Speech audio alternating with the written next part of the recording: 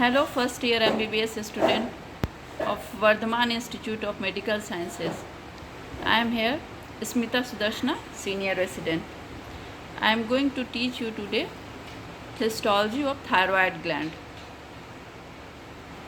Thyroid gland is butterfly shaped, largest endocrine gland. It is highly vascular next to the suprarenal gland. It is developed from thyroglossal duct. Thyroid is the only gland which depends upon the exterior world for its raw material, that is iodine. It is the only endocrine gland which we can palpate. You can see here the thyroid gland resembles butterfly. It is situated in the lower part of the neck in front of the trachea.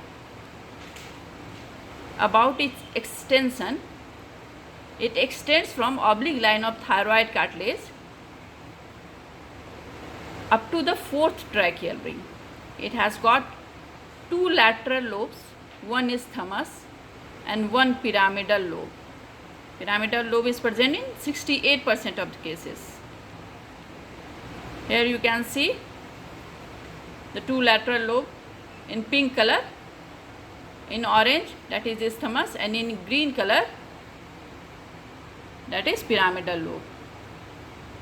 It lies in the lower neck in front of the trachea.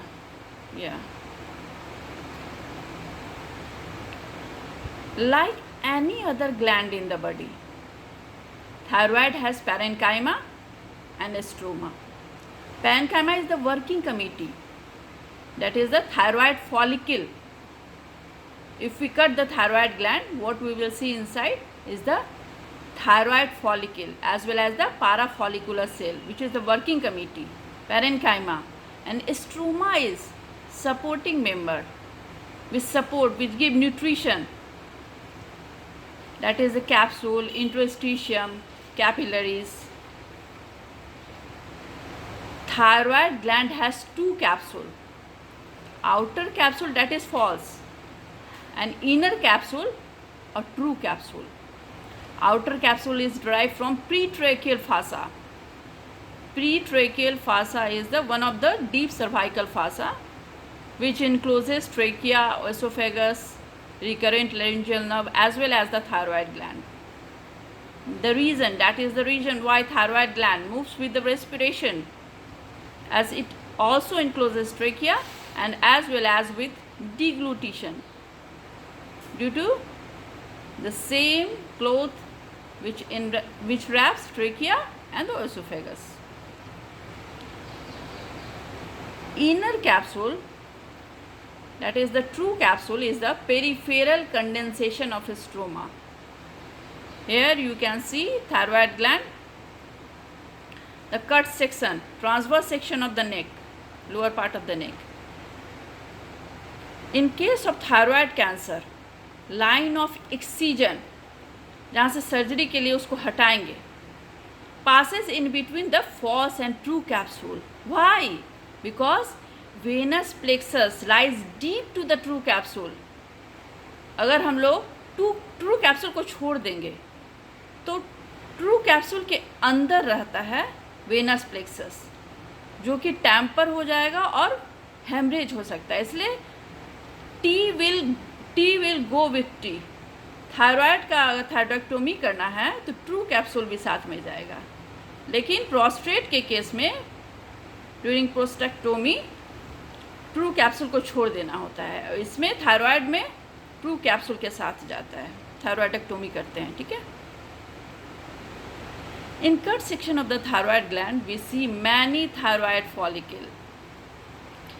One follicle is made up of many follicular cell having lumen in the center, just like cricketer make a circle before starting game to plan a strategy and for boosting each other.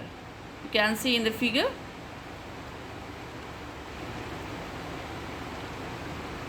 Follicular cell is nothing but the cuboidal cell, and follicle is a spherical sheet of cuboidal cell, that is the cuboidal epithelium having lumen at the center.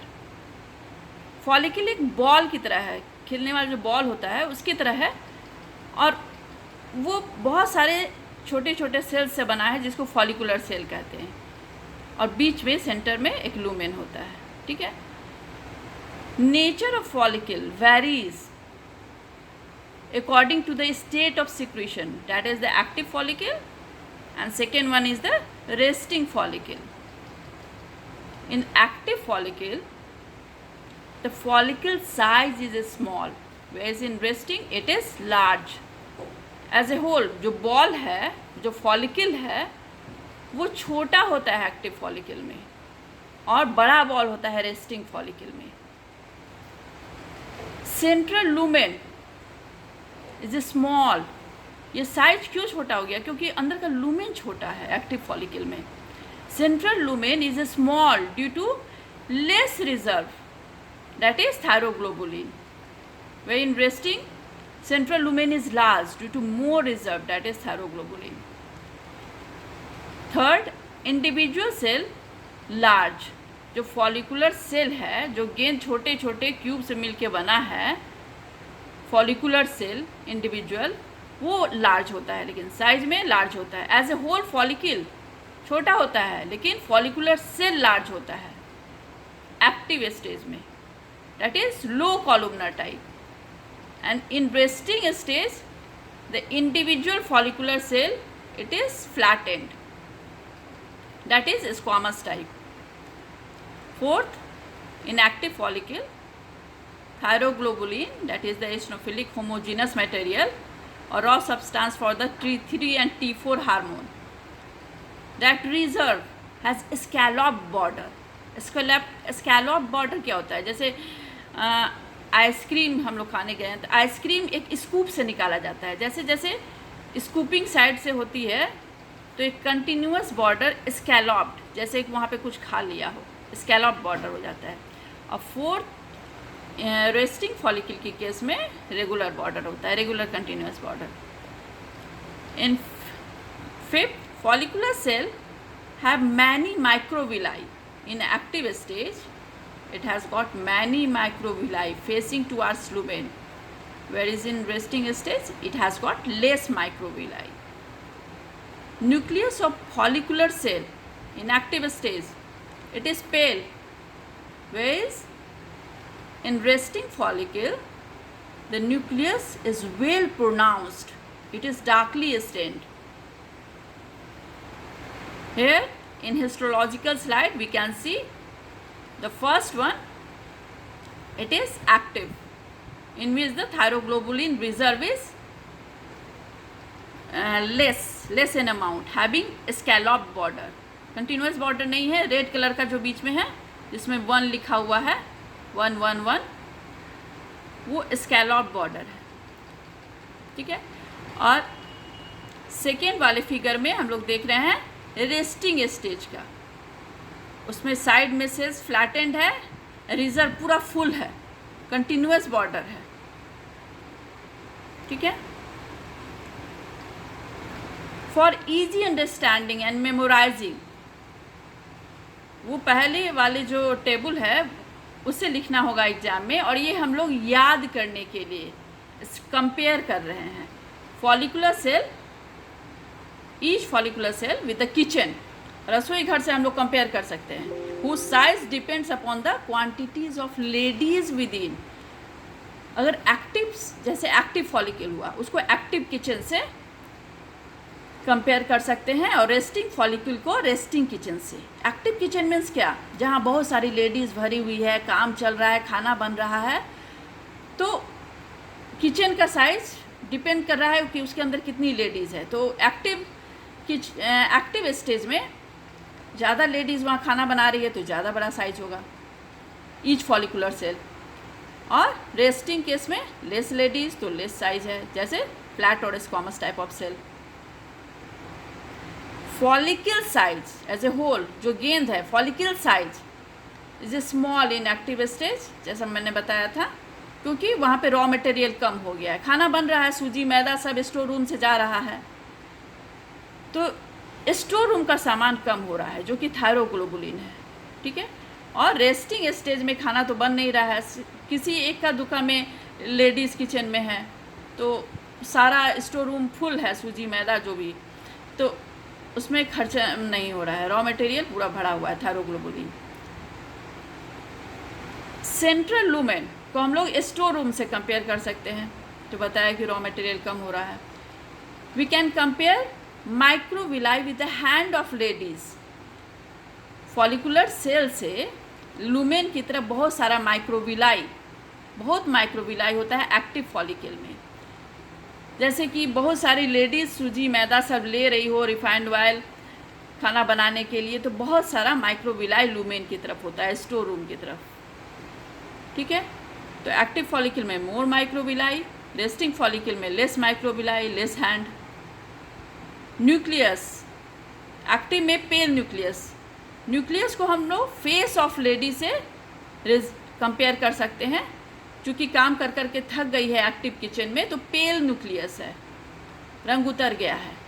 और इसमें pronounced nucleus है, आराम कर रही है, पूरा makeup ज्यों का त्यों बना हुआ है, इसलिए प्रोनाउंस्ड न्यूक्लियस है। और स्कैलॉप्ड ऑर्डर तो मैंने बताई ही कि एक्टिव किचन में चूँकि ये स्टोर रूम से सामान खर्चा हो रहा है इसलिए स्कैलॉप्ड बॉर्डर है, और उसमें रेस्टिंग फॉलिकल में कंटिन्यूअस बॉर्डर है। Here we can see active kitchen full with ladies, and this is resting kitchen, empty follicle, flattened. In a pictorial view, first one is the active thyroid follicle, many microvilli going towards the lumen taking thyroglobulin for preparing dish, and here the storeroom is full, that is the thyroglobulin inside having continuous border in second figure. अब thyroglobulin जो है, जो central lumen में रहता है, वो raw substance है। जैसे मैंने बताया सूजी मैदा ऐसा रॉ सब्सटेंस है, उससे खाना बनेगा। खाना कहाँ बनेगा? फॉलिकुलर सेल के अंदर, जो किचन है उसके अंदर।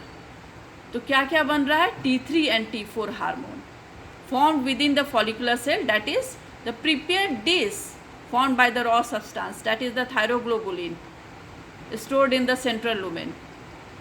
T3 या T4 बन रहा है। T4 इसमें 4 लगा है ना, T3 में 3 लगा हुआ है, तो 4 तो 3 से ज़्यादा होता है, तो T4 ज़्यादा अमाउंट में बनता है लेकिन लेस पोटेंट होता है, जबकि T3 4 से कम है इसलिए कम अमाउंट में बनता है लेकिन ज़्यादा पोटेंट होता है। हम इसको T4 को कंपेयर कर सकते हैं चावल दाल से, जो कि ज़्यादा अमाउंट में बनता है, और T3 को स्वीट डिश से कंपेयर किया जा सकता है, जो स्मॉल अमाउंट में तो बनता है लेकिन खा लो तो दिमाग का बत्ती जल जाए। तो इसी तरह से T3 ज़्यादा पोटेंट होता है, रैपिड इन एक्शन होता है, ठीक है।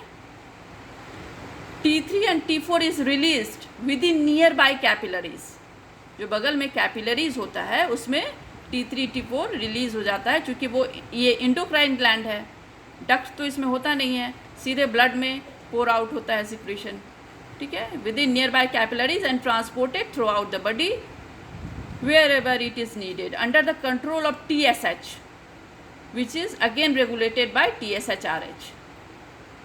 TSH को हम लोग कंपेयर कर सकते हैं फैमिली का मुखिया से। T3 T4 तो बन गया है, लेकिन वो तभी रिलीज़ होगा जब फैमिली का मुखिया का ऑर्डर आएगा, यहाँ गेस्ट आए हुए हैं परोस दो खाना, तो वो मुखिया कौन है? TSH।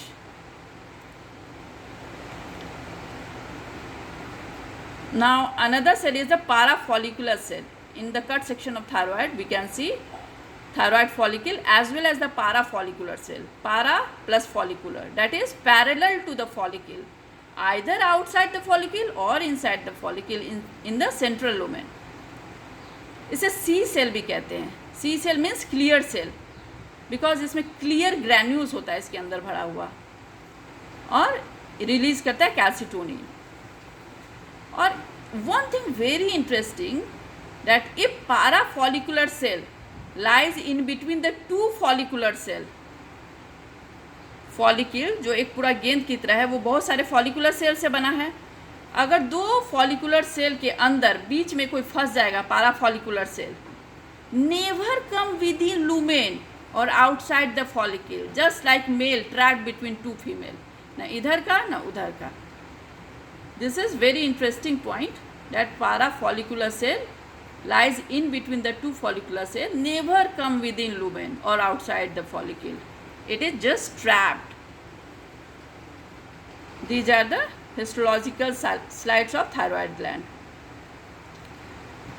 First one, it shows full of thyroglobulin and also capillaries, C cells. And the second one is the active stage, having a scallop border, less thyroglobulin.